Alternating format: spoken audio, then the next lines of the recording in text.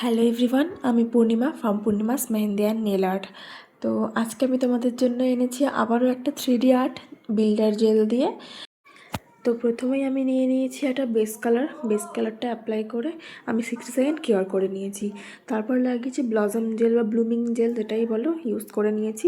তারপর আমি দুটো পলিশ নিয়েছি, একটা স্কাই কালার নিয়েছি, একটা হোয়াইট কালার নিয়েছি। একটা পাতলা ফ্ল্যাট ব্রাশ দিয়ে আমি স্কাই কালারটা প্রথমে লম্বা লম্বা লাইন টেনে নিচ্ছিলাম, যেহেতু ব্লসম জেল দেওয়া সেটা স্প্রেড হয়ে যাচ্ছিলো। তারপরেও সেমভাবেই হোয়াইট পলিশটাও আমি অ্যাপ্লাই করে নিচ্ছিলাম লম্বা লম্বা লাইন টেনে, ওটা স্প্রেড হয়ে যাচ্ছিলো। তারপরে আমি আবারও হালকা ব্লু পলিশ ইউজ করেছি। তারপরে স্প্রেড হয়ে যাওয়ার কিছুক্ষণ পর আমি ইউভি ল্যাম্পে দিয়ে দিয়েছিলাম, ওটাকে 60 সেকেন্ড কিওর করে নিয়েছিলাম। তারপরে বিল্ডার জেল নিয়ে মাঝখানে রেখে রাউন্ড রাউন্ড করে লম্বা করে টেনে দিচ্ছিলাম, এটা শেল আর্ট মতন হয়ে যাচ্ছিলো, শেল আর্ট যেহেতু এটাকে নামটাই। তো ওরকম আমি 3টে 4টে 5টা স্ট্রোকস করেছিলাম। তো তারপরে প্রত্যেকটা স্ট্রোকসের পর আমি একবার করে ল্যাম্পে দিয়ে দিচ্ছিলাম, শুকিয়ে নিচ্ছিলাম 30 সেকেন্ড করে।